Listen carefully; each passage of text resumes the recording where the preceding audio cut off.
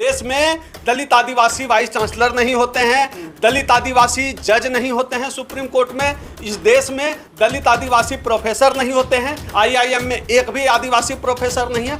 असली मुद्दा ये है, एक भी न्यूज चैनल का एंकर आदिवासी नहीं है। दलित जातियों का यह जो वर्गीकरण का यह खेल है, ये आपस में लड़ाने का खेल है। इनको लड़ाई करवाना है दलितों के बीच, क्योंकि इनको पता है कि दलित एकता बनी रही तो इस देश में 2 अप्रैल 2018 जैसा आंदोलन हो सकता है। इसलिए उनको दलित एकता से डर लगता है, दलित पिछड़ा एकता से डर लगता है। इसलिए आपस में ये बहुजनों को लड़ाने के लिए खेल खेलते रहते हैं। और इनका पूरा खेल आरएसएस और इसके पीछे सरकार की भूमिका न है। मैं इस बात से इनकार करता हूं कि सरकार की भूमिका नहीं है। तेलंगाना के चुनावी सभा में इस देश के प्रधानमंत्री नरेंद्र मोदी इस जो जातियों के अंदर वर्गीकरण है, दलित जातियों के अंदर वर्गीकरण का, उसका समर्थन कर चुके हैं और मन से बता चुके हैं कि मेरा सपना है पास की है। और कभी कभी मुझे लगता है कि ये जितने लोग कॉलेजियम सिस्टम से जज बने हैं, अगर इनको परीक्षा में बैठा दिया जाए, एसएससी, क्लर्क और चपरासी की परीक्षा भी ये लोग पास नहीं कर पाएंगे। लेकिन सर सवाल ये है कि याचिका भी तो दलित समाज के लोगों ने ही डाली है। ब्राह्मण अपने हाथ से कभी हत्या नहीं करता, इस खेल को समझ लीजिए।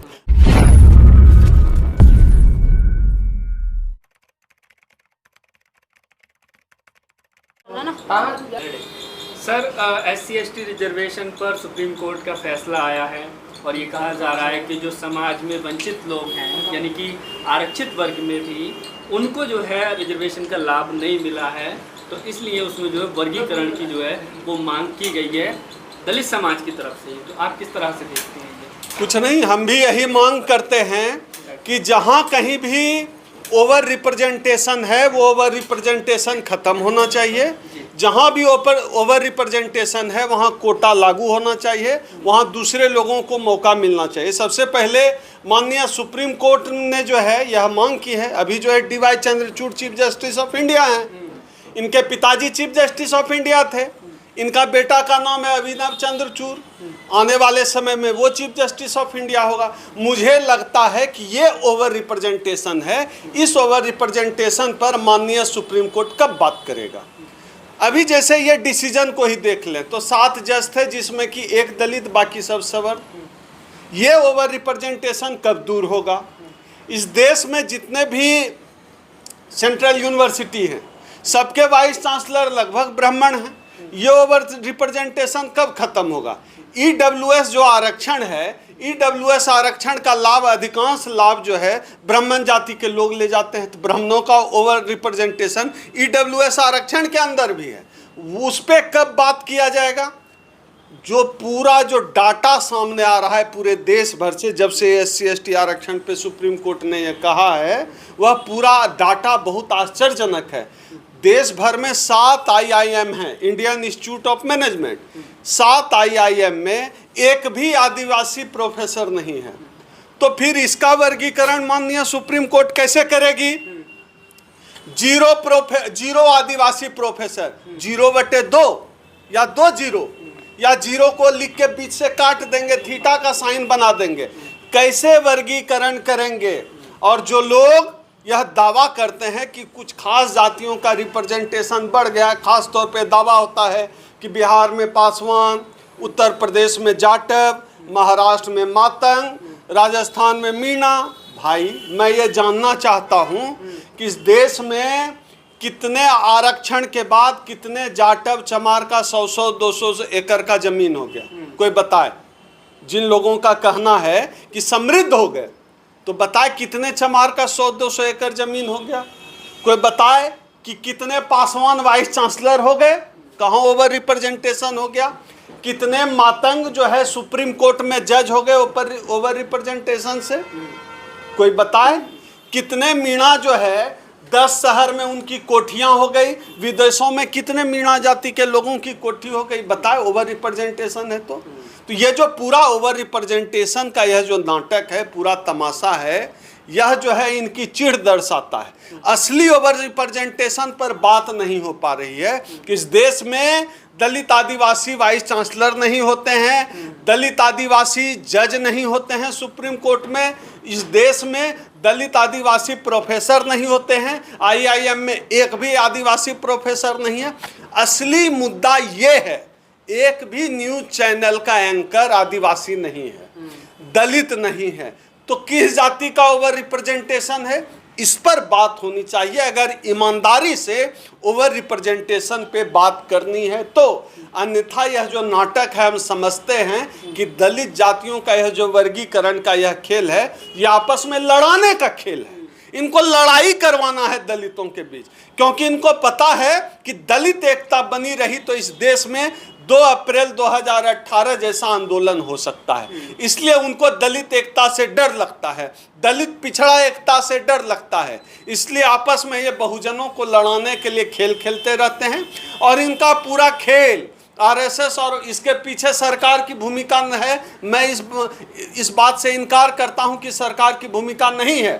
तेलंगाना के चुनावी सभा में इस देश के प्रधानमंत्री नरेंद्र मोदी इस जो जातियों के अंदर वर्गीकरण है, दलित जातियों के अंदर वर्गीकरण का, उसका समर्थन कर चुके हैं और मन से बता चुके हैं कि मेरा सपना है। उनका सपना इस पेशवाई जज चंद्रचूड़ जी ने पूरा किया है। और आपके चैनल के माध्यम से मैं चंद्रचूड़ जी से एक बार फिर पूछ रहा हूं, आपके पिताजी जज थे, चीफ जस्टिस ऑफ इंडिया थे, आप चीफ जस्टिस ऑफ इंडिया हैं, आपका बेटा Abhinav Chandrachud chief justice of India है। आप लोगों ने कौन सी कानून की परीक्षा पास की है, जज बनने की कौन सी परीक्षा पास की है? और कभी कभी मुझे लगता है कि ये जितने लोग कॉलेजियम सिस्टम से जज बने हैं, अगर इनको परीक्षा में बैठा दिया जाए, एसएससी, क्लर्क और चपरासी की परीक्षा भी ये लोग पास नहीं कर पाएंगे। लेकिन सर सवाल ये है कि याचिका भी तो दलित समाज के लोगों ने ही डाली है। ब्राह्मण अपने हाथ से कभी हत्या नहीं करता, इस खेल को समझ लीजिए।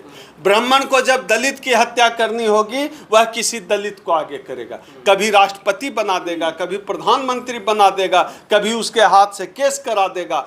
ब्राह्मण अपने हाथ से कभी भी हत्या नहीं करता है। ब्राह्मण आपके समाज को आगे करेगा। जैसे 7 जज में से एक गवई जी को जो है खड़ा कर दिया सामने कि दलित के मुंह से जो है सुनवाया जो फैसला है। तो ब्राह्मण अपने से हत्या नहीं करता। ब्राह्मण आपके बीच से आपके लोगों को चुनता है आपके खिलाफ काम करने के लिए, आपकी हत्या करने के लिए। नहीं, आपको क्या खतरा नजर आ रहा है इससे? ये दलित एकता के ऊपर खतरा है। और ये जो क्रीमी लेयर का सवाल है, ये क्रीमी लेयर का सवाल ईडब्ल्यूएस में लागू होना चाहिए था ना। इस देश में जो है 89 के लगभग जो है, अगर मेरा आंकड़ा ठीक ठाक है, तो आईएएस बने हैं 4 साल में क्रीमी ईडब्ल्यूएस रिजर्वेशन से, जिसमें लगभग 79 जो है ब्राह्मण जाति के। तो कौन खाया किसका हक? ब्राह्मणों ने राजपूतों का हक नहीं खाया।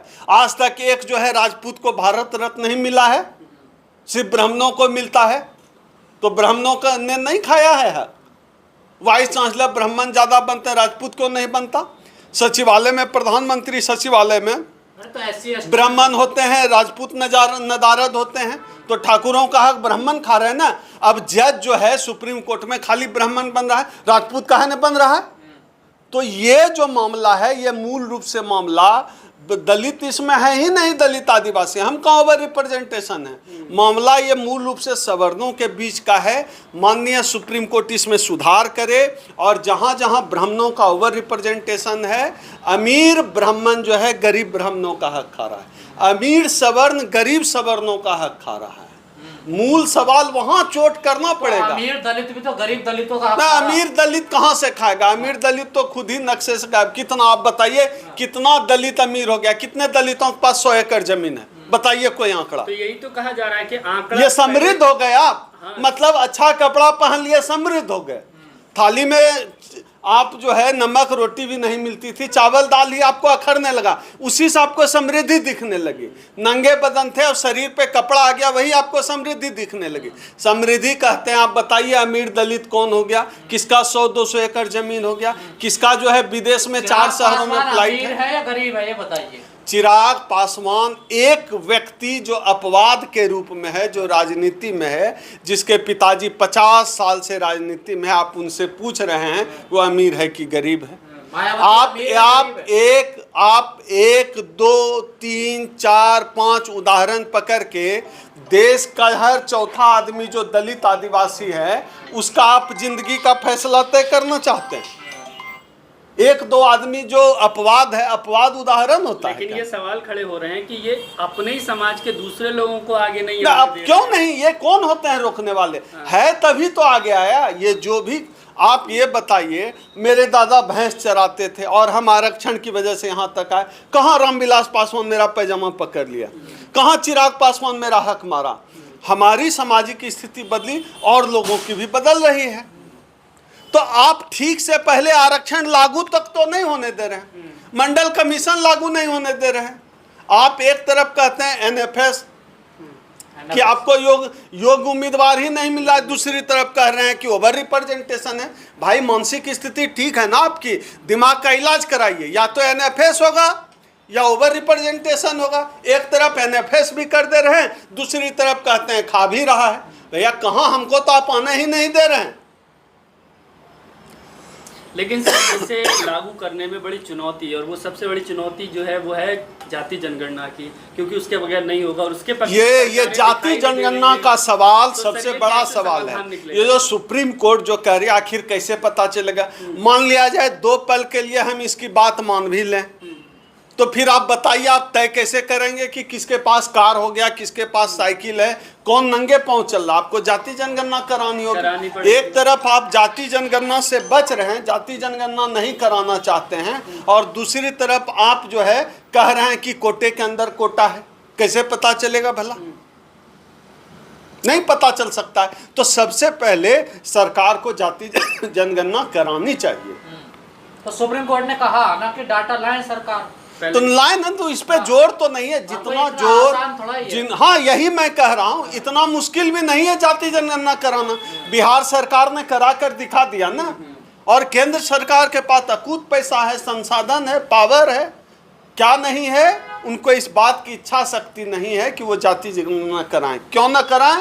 क्योंकि केंद्र सरकार जिन लोगों का प्रतिनिधित्व करती है वो मनुवाद के पोषक हैं, और उनको पता है कि मनुवादियों ने दलितों पिछड़ों का हक खा लिया है। अगर पता चल जाएगा तो इनकी किरकिरी हो जाएगी, खुलकर सामने आ जाएगा। और जो बिहार में ही जाति जनगणना हुआ, आप देख लीजिए आंकड़े क्या कहते हैं। ये जो आरोप लगाते हैं इन जातियों ने खा लिया, उन जातियों ने खा लिया, बिहार की जाति जनगणना तो स्पष्ट है, सामने है, कहाँ किसने किसी का खाया है।